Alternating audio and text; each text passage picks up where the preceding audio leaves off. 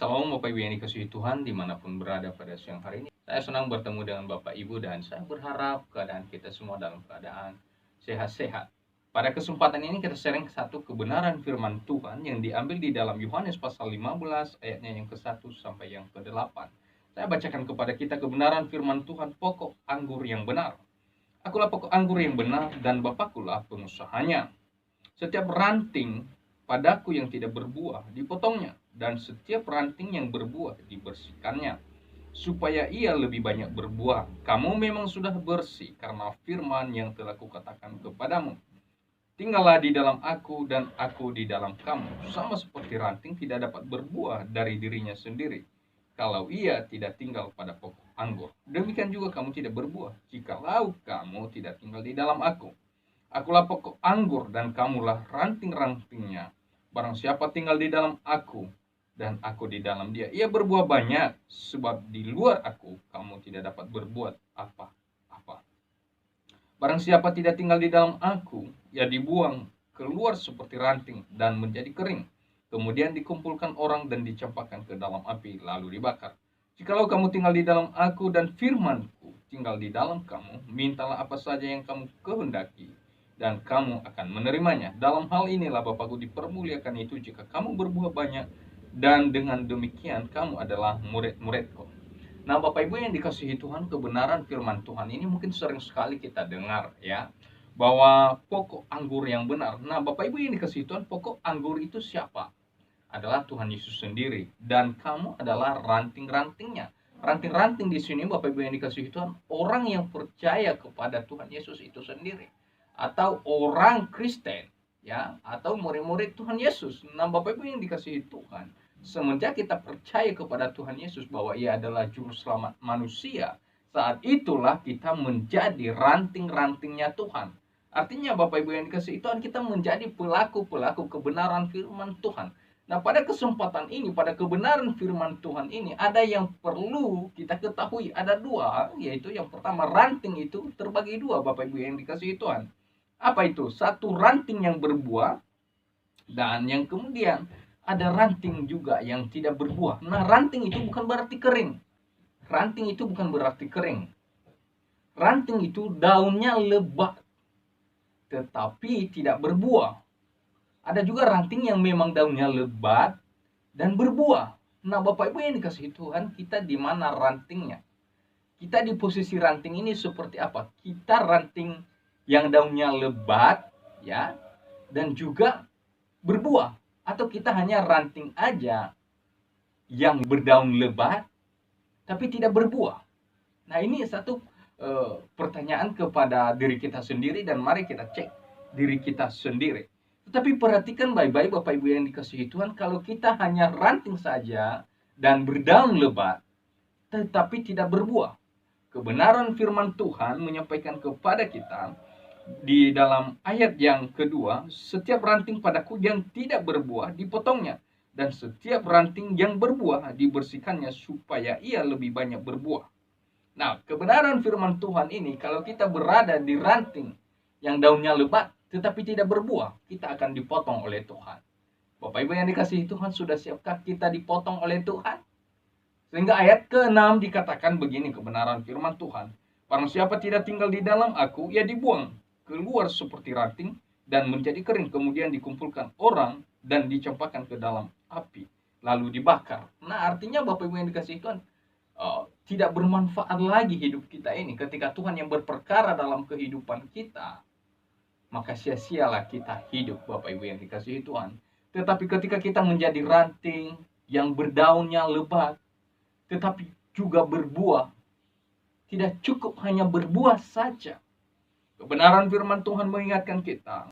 Ia berkata, kalau kita menjadi ranting yang berdaun lebat dan juga berbuah, kita akan dibersihkan oleh Tuhan sendiri. Ya, siap-siaplah dibersihkan oleh Tuhan sendiri. Tujuannya apa, Bapak Ibu yang dikasihi Tuhan? Supaya lebih berbuah banyak, supaya nama Tuhan dimuliakan, ditinggikan. Nah, artinya apa? Apa dibersihkan oleh Tuhan? Diproses oleh Tuhan. Kalau kita yang menjadi ranting yang berbuah lebat, ya, berdaun lebat, tidak cukup hanya itu. Tuhan mau lebih banyak lagi, sehingga dia memproses, membersihkan. Nah, apa itu dibersihkan Bapak Ibu yang dikasihi Tuhan? Kita diproses oleh Tuhan sendiri. Mari kita lihat kebenaran firman Tuhan di dalam Ibrani pasal 12 ayat 5 dan 6. Kebenaran firman Tuhan begini, saya bacakan kepada kita.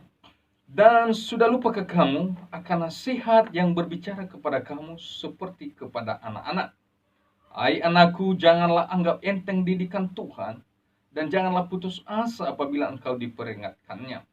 Karena Tuhan menghajar orang-orang yang dikasihinya, dan ia menyesah orang yang diakuinya sebagai anak. Perhatikan kebenaran firman Tuhan ini Bapak Ibu yang dikasihi Tuhan. Surat Ibrani di pasal yang ke-12 ayat yang ke-6. Begini. Karena Tuhan menghajar orang yang dikasihinya, dan ia menyesah orang-orang yang diakuinya sebagai anak. Saya yakin dan percaya adalah kita adalah orang-orang yang mengakui bahwa Tuhan adalah juru selamat kita, bahwa pengharapan kita adalah hanya Tuhan Yesus. Oleh sebab itu persiapkanlah dirimu, ya. Oleh sebab itu persiapkanlah dirimu untuk dihajar oleh Tuhan sendiri, ya, sehingga kita menghasilkan buah yang lebat. Kebenaran firman Tuhan di dalam Wahyu pasal 3 ayat yang ke-19, dia berkata begini, kebenaran firman Tuhan. Barang siapa kukasihi, ia kutegur dan kuhajar. Sebab itu relakanlah hatimu dan bertobatlah. Bapak Ibu yang dikasihi Tuhan, pada kesempatan ini Tuhan ingatkan kepada kita. Barang siapa kukasihi, ia kutegur dan kuhajar. Artinya apa? Kita adalah orang-orang yang dikasihi Tuhan. Oleh sebab itu kita dihajar, kita ditegur. Siapa yang menegur kita adalah Tuhan sendiri. Tuhan sendiri Bapak Ibu yang dikasihi Tuhan. Terus dia berkata apalagi Bapak Ibu yang dikasihi Tuhan, relakanlah hatimu, bertobatlah. Ketika kita benar-benar percaya kepada Tuhan, kita merelakan hati kita untuk diproses oleh Tuhan. Amin. Mari kita mengambil satu sikap pada kesempatan ini. Tuhan, aku mau menjadi rantingmu. Tidak cukup hanya berdaun lebat, tetapi aku mau berbuah banyak seperti maunya Tuhan. Hatiku rela diproses oleh Engkau Tuhan. Bapak Ibu yang dikasihi Tuhan, sehingga kebenaran firman Tuhan ini mengingatkan kita di ayat yang ke-7, dia berkata begini, jikalau kamu tinggal di dalam aku dan firmanku tinggal di dalam kamu, mintalah apa saja yang kamu kehendaki dan kamu akan menerimanya. Nah Bapak Ibu yang dikasihi Tuhan, ini yang sering sekali kita mendengar kebenaran firman Tuhan. Mintalah apa saja kepada Tuhan, maka ia akan memberikannya kepadamu. Tetapi kita lupa kalimat sebelumnya, ya. Barang siapa tinggal di dalam aku, persyaratan utamanya adalah kita harus tinggal di dalam Tuhan. Kalau kita tidak tinggal di dalam Tuhan, maka firman Tuhan itu sendiri tidak ada di dalam hidup kita. Firman Tuhan itu sendiri, jika kita menghidupinya, itulah yang menjadi kekuatan baru dalam setiap kehidupan kita. Itulah yang menjadi rema dalam setiap kegiatan aktivitas kita, Bapak Ibu yang dikasihi Tuhan. Oleh sebab itu marilah tinggal di dalam Tuhan sendiri, sehingga kebenaran firman Tuhan ini kita hidupi. Sehingga apapun yang menjadi kerinduan pergumulan kita, Tuhan yang menjadi jawaban. Amin. Bapak Ibu yang dikasihi Tuhan, ketika kita menjadi berbuah banyak, tidak cukup hanya berbuah saja 1-2, tetapi Tuhan rindu kita berbuah banyak. Supaya apa? Nama Tuhan dipermuliakan. Bapak Ibu yang dikasihi Tuhan, sharing kebenaran firman Tuhan ini sangat sederhana sekali. Tuhan Yesus sendiri adalah pokok anggurnya. Kita adalah ranting-rantingnya, Bapak, Ibu, dan saya. Marilah stay tinggal di dalam Tuhan. Sehingga apapun yang menjadi kerinduan pergumulan kita, senantiasa Tuhan yang menjadi pemimpin kita, yang menuntun kita. Amin. Demikian kebenaran firman Tuhan ini. Mari kita berdoa. Tuhan, kami bersyukur buat kebaikan-Mu kepada kami. Tuhan, terima kasih buat kebenaran firman.